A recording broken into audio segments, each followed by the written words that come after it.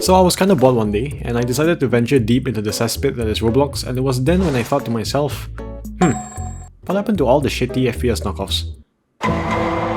With shooter games being more popular nowadays, is a bitch talking to me? Is a female talking to me? I wondered if those crappy Roblox copies are still getting any players, you know, like Counterblocks? Surely you've heard of that one. Sadly though, games like Apex Legends on Roblox were impossible to find, so I had to give up on them. And rather than going to bed, I decided to revisit all the dogshit bootlegs on Roblox that I could think of course. My time playing these games hadn't been that bad, but seeing how most of the actual games are like free, I sometimes question why people rather play the fucking this than the actual game. Like, are you a fucking retard or what?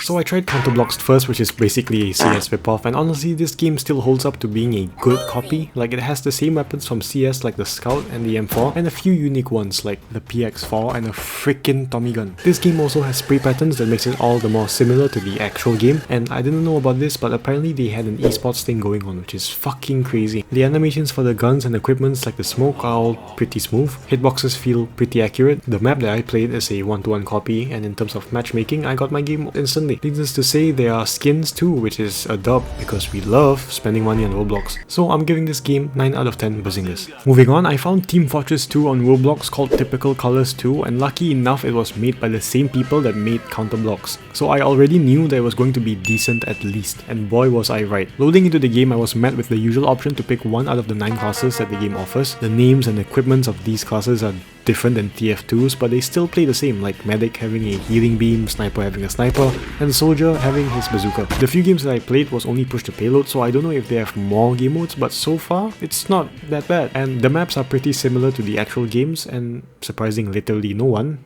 there are skins. Matchmaking wise, once again, I got into a match instantly without having to search for one, and the lobby seemed pretty full with 14 players. I don't know if 14 players is full, but yeah. The hull of the game is designed and positioned exactly like the actual games. Weapon animations are cool, like you can even inspect them, like wow. And then they gender swapped Spy, like wow. Anyways, this game was a banger and they did pretty well mimicking TF2, so 9 out of 10 sandwiches.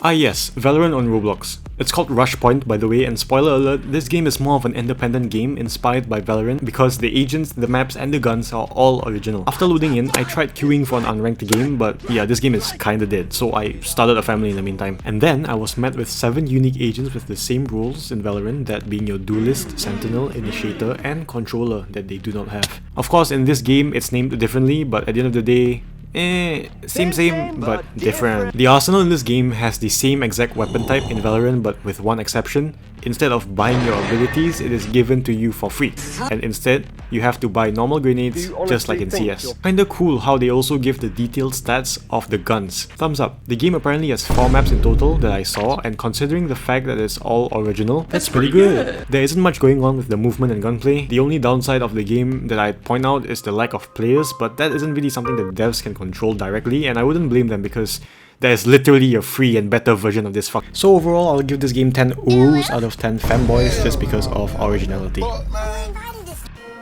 Up next, we have Overwatch in Roblox, simply named Overblocks, and this game is quite ass. The animation is all janky, like look at the reload. The character models are meh, and the game is dead as hell. The only redeeming quality about this game is the map design. So to cut it short, I'm just gonna give it 0.5 sexual harassments out of 10 McCrees.